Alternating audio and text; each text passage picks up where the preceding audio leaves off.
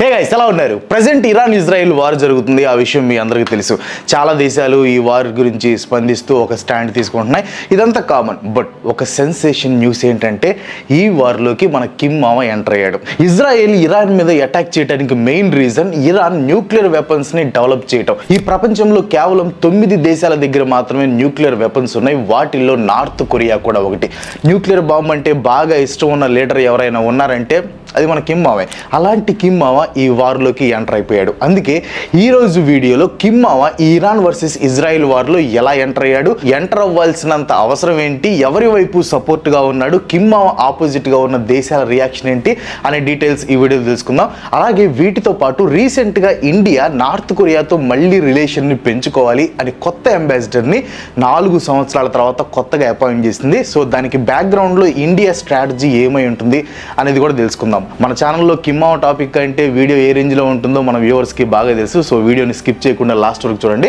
మొదట Iran versus Israel war లోకి Kim మావ ఎలా ఎంటర్ అయ్యాడో చూద్దాం చాలా రోజుల నుంచి కొన్ని వందల మిసైల్స్ ని ఒకరి వైపు ఒకరు వేసుకుంటూ మిగతా దేశాల సపోర్ట్ కూడా ఇరాన్ అండ్ ఇజ్రాయెల్ దేశాలు తీసుకుంటూ ఉన్నాయి కానీ యుద్ధం అంటే ఎప్పుడు సిద్ధం అని మన కిమ్ మావని మాత్రం ఎవరు ఇన్వైట్ చేయట్లేదు అందుకు కిమ్ మావ చాలా బాధపడ్డాడు మావ ఎంత బాధపడ్డాడో మీకు వీడియో చూపిస్తాను చూడండి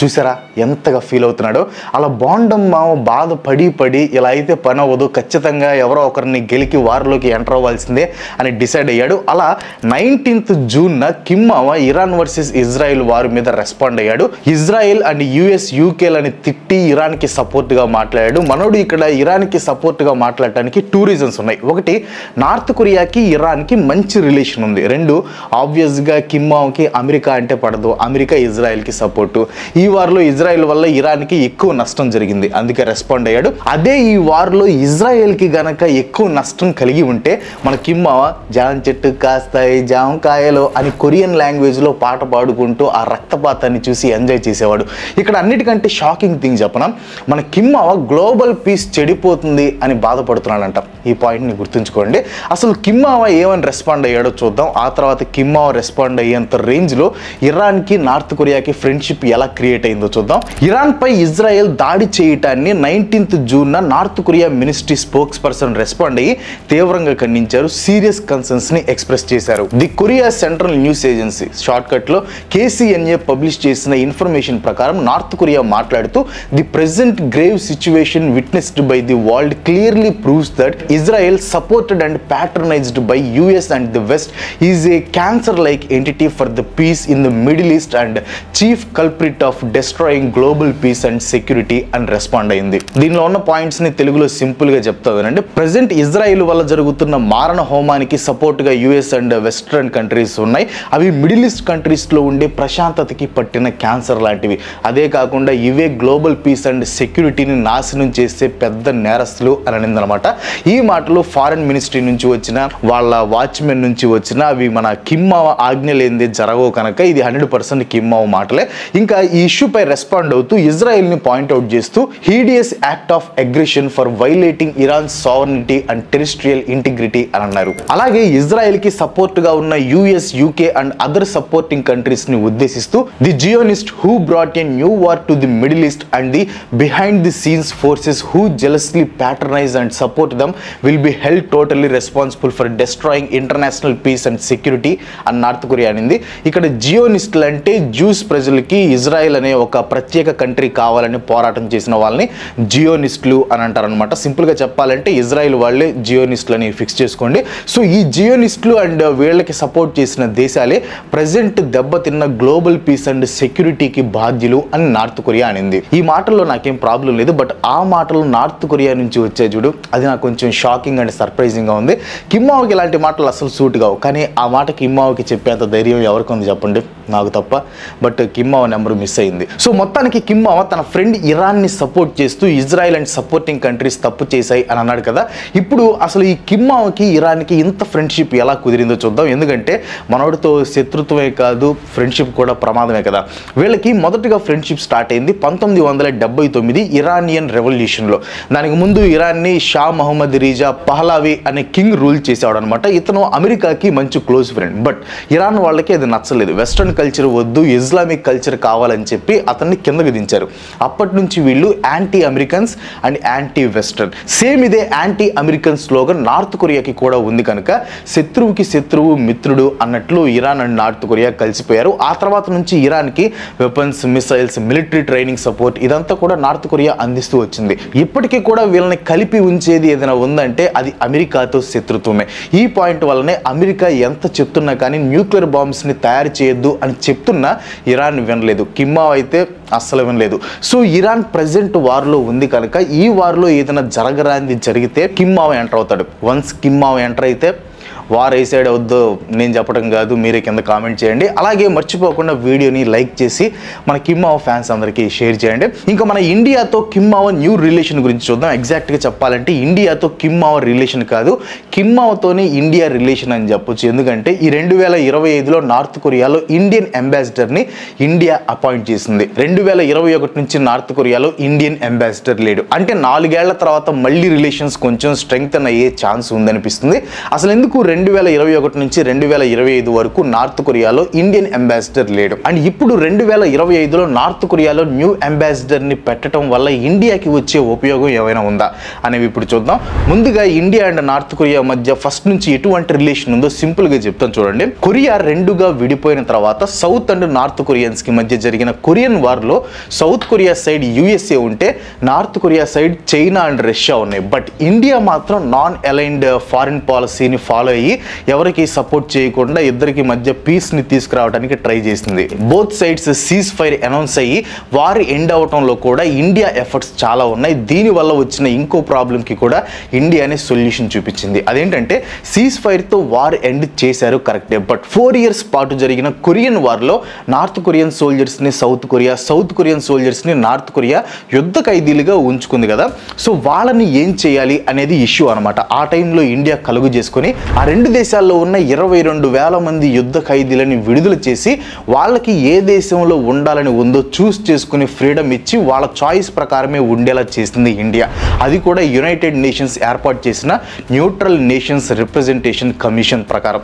దీనివల్ల ఇండియాకి చాలా మంచి పేరు వచ్చింది. దాంతో అటు సౌత్ కొరియా ఇటు నార్త్ కొరియా రెండు దేశాలతో ఇండియాకి మంచి రిలేషన్ ఏర్పడింది.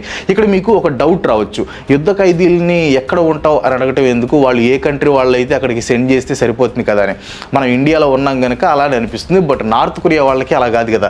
యుద్ధ ఖైదీలుగా విడుదలయ్యి వాళ్ళు నార్త్ కొరియాకి వెళ్తే వాళ్ళని బ్రతకనిచ్చేవాళ్ళు చెప్పండి. అందుకే యుద్ధ ఖైదీలు కూడా బాగా భయపడి మేము సౌత్ కొరియాలోనే ఉంటాం అనేసరికి వాళ్ళ చాయిస్కి ఇంపార్టెన్స్ ఇచ్చారనమాట. అదైన తర్వాత కోల్డ్ వార్ మూమెంట్లో ఇండియా అండ్ నార్త్ కొరియాకి ఫ్రెండ్షిప్ ఇంకా బలపడింది. అమెరికా అండ్ వెస్ట్రన్ కంట్రీస్ అన్ని క్యాపిటలిస్టిక్ భావజాలంతో ఉంటాయి. USSR and eastern countries communist భావజాలంతో ఉంటాయి. సో వీళ్ళకి ఐడియాలజీ పరంగా ఫస్ట్ నుంచి పడేది కాదు. సో ఒక రకమైన కోల్డ్ వార్ ఉండేదన్నమాట. ఉండేది కాదు, ఇప్పటికీ కూడా ఉంది. సో మన ఇండియా అటు వెళ్ళదు ఇటు రాదు. నన్ను ఇన్వాల్వ్ చేయొద్దు రావు గారు అంటే న్యూట్రల్ గా ఉంది. అలా న్యూట్రల్ గా ఉండే కంట్రీస్ అన్నిటినీ ఒక గ్రూప్ గా చేసి ఆ గ్రూప్ కి నాన్ అలైన్డ్ మూవ్మెంట్ అని పేరు పెట్టింది. దానికి లీడర్ అప్పట్లో వచ్చేసి మన నెహ్రూ గారు అనమాట. సో ఈ గ్రూప్ లోకి 1970s లో నార్త్ కొరియా జాయిన్ అయింది. బట్ జాయిన్ అయిన పర్పస్ మాత్రం వేరు. North Korea and Russia ideology ఒకటే, బట్ నార్త్ కొరియాకి ఇంకొక ఐడియాలజీ కూడా ఉంది. నన్ను ఎవ్వరూ లేపక్కర్లేదు, నన్ను నేనే లేపుకుంటానని. అందుకే నా డెసిషన్ అదే, పక్క వాళ్ళ ఇన్ఫ్లుయెన్స్ నా మీద లేదు అని నిరూపించుకోవడానికి ఈ గ్రూప్ లో చేరిందనమాట.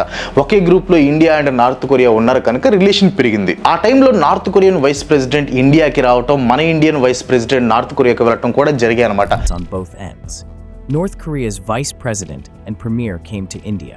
Top Communist Party officials too. In return, India's vice president visited Pyongyang in 1992. ఆ రిలేషన్ దోస్తు మేరా దోస్తు టైప్లో 2017 వరకు సాగాయి.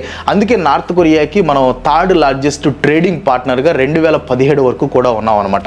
మనం ఏం పెద్దగా ఇంపోర్ట్ చేసుకునే వాళ్ళం కాదు.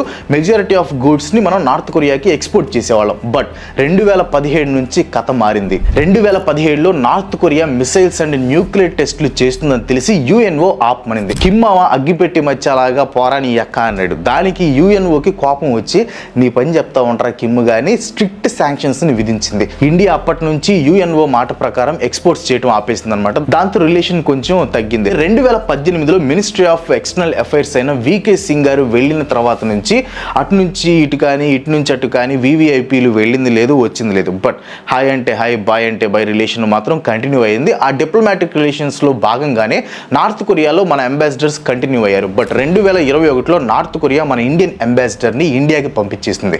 రీజన్ వచ్చేసి COVID-19 అనమాట. ఆ టైంలో COVID-19 నార్త్ కొరియాలో ఎక్కువగా ఉండటంతో స్ట్రిక్ట్ రూల్స్ పెట్టడంతో అన్ని దేశాల అంబాసిడర్స్ని నార్త్ కొరియా పంపించేసింది.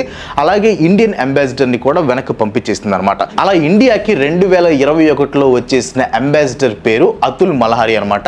ఇతన్ని ఇలా తిరిగి ఇండియాకి పంపించడంలో ఇండియాకి నార్త్ కొరియాకి మధ్య ఎటువంటి కోల్డ్ వార్ కానీ వరల్డ్ వార్ కానీ ఏమీ లేదు. కేవలం COVID-19 వల్లనే పంపించేశారు. బట్ ఆ తర్వాత నెక్స్ట్ అంబాసిడర్ని అపాయింట్ చేయడానికి ఇండియాకి 4 years టైం పట్టడానికి రీజన్ ఏంటని చూస్తే 2020-23 వరకు నార్త్ కొరియాలో లాక్డౌన్ ఉంది. సో నార్త్ కొరియాలో ఉన్న ప్రతి అంబాసిడర్ని గెట్అవుట్ అనేసారు. సెప్టెంబర్ 2023 వరకు ఒక్క ఫారినర్ని కూడా నార్త్ కొరియాలో అడుగు పెట్టనివ్వలేదు. ఇంకా మిగిలింది 2024 అండ్ 2025లో సగం. లాక్డౌన్ ఎత్తేసిన వెంటనే అంబాసిడర్ని పెట్టేంతగా మనకి వాళ్ళతో ట్రేడ్ రిలేషన్ ఏమీ లేదు. ఆ విషయం ఇందాకే చెప్పాను. పైగా మన ఇండియన్స్ కూడా అక్కడ నెగ్లిజిబుల్ రేంజ్లోనే ఉన్నారు. చెప్పాలంటే లాక్డౌన్ తర్వాత నార్త్ కొరియాలో మనోళ్ళు లేరనే అనుకోవచ్చు. సో ఎంబసీ నీడ్ అంత అర్జెంట్ ఏమీ కాదు. కిమ్మావ మనసు మార్చుకొని ఎవరి మీద ఎప్పుడు బాంబులు వేస్తాడో తెలుసుకోవడానికే మేజర్గా ఎంబసీ అవసరం అనమాట. సో అంబాసిడర్ని అపాయింట్ చేయడంలో లేట్ అవ్వడానికి ఇంకో రీజన్ వచ్చేసి సెక్యూరిటీ. నార్త్ కొరియాలో లాక్డౌన్ తర్వాత నుంచి కిమ్మావ చాలా రాడికల్ డెసిషన్స్ తీసుకుంటున్నాడు. మరి చాలా గ్యాప్ తర్వాత వెళ్ళాలంటే అసలు నార్త్ కొరియాలో సిచ్యువేషన్ ఎలా ఉంది అనేది ఫుల్ పిక్చర్ వస్తేనే కదా మన వాళ్ళని అక్కడికి పంపగలం. ఇదే కాక ఇండియన్ ఎంబసీ ఆఫీస్ని కూడా మళ్ళీ ఫుల్గా రన్ చేయడానికి అక్కడ repairs, security checks, IT reactivation ఇలా చాలా ఉన్నాయి. సో ఇవన్నీ అవ్వాలి. సేమ్ మనలాంటి సిచ్యువేషన్ మిగతా కంట్రీస్ది కూడా కనుక ముందు పక్క దేశాల వాళ్ళు వాళ్ళ అంబాసిడర్స్ని ముందు పంపనివ్వు తర్వాత మనం చూద్దాం అని కూడా అనుకుని UK, Poland, Germany and some other countries వాళ్ళ అంబాసిడర్స్ని నార్త్ కొరియాలో అపాయింట్ చేసిన తర్వాత ఇండియాకి ఇదే సరైన టైం అనిపించింది. ఆలియా వాటి లాంగ్ కుమేర్ అనే పర్సన్ని నార్త్ కొరియాలో న్యూ అంబాసిడర్గా ఇండియా అపాయింట్ చేసింది అనమాట. నాకు ఛాన్స్ ఇస్తే నేను వెళ్ళేవాడిని, బట్ మనకి ఇవ్వలేదు. రామచంద్ర ఈ ఓవరాక్షన్ భరించలేకపోతున్నాను రా. విషయం ఏదైనా పొజిషన్ ఎంత పెద్దదైనా నార్త్ కొరియాలోకి ఎంటర్ అవుతున్నాడంటే సాహసం అని చెప్పాలి. ఎనీవేస్ ఆలివాటి లాంగ్ కుమేర్ అనే పర్సన్కి కొంచెం జాగ్రత్తగా చూసుకోమని కిమ్మావ్కి నేను రికమెండ్ చేస్తాను. కిమ్మావ్కి నేను చెప్తే కాదు అంటూ సరిలే మనం ఎన్నో అనుకుంటాం నార్త్ కొరియాలో ఉండేవాళ్ళకి కదా అసలు బొమ్మ కనపడేది. That's all for today. Last వరకు చూసిన వాళ్ళ కింద కామెంట్స్లో కిమ్మావ్ అని కామెంట్ చేయండి. ఈ టాపిక్ మీద మీ ఒపీనియన్ అంటే కింద కామెంట్ చేయండి. వీడియో నచ్చితే ఒక లైక్ కొట్టి మీ ఫ్రెండ్స్ అండ్ ఫ్యామిలీకి షేర్ చేయండి. ఇలాంటి వీడియోస్ మన నాకు సపోర్ట్ చేయాలనుకుంటే వెంటనే మన ఛానల్ సబ్స్క్రైబ్ చేసుకోండి. ఇంకో మంచి మళ్ళీ కలుసుకుందాం. అందరికీ సెలవు. Bye bye.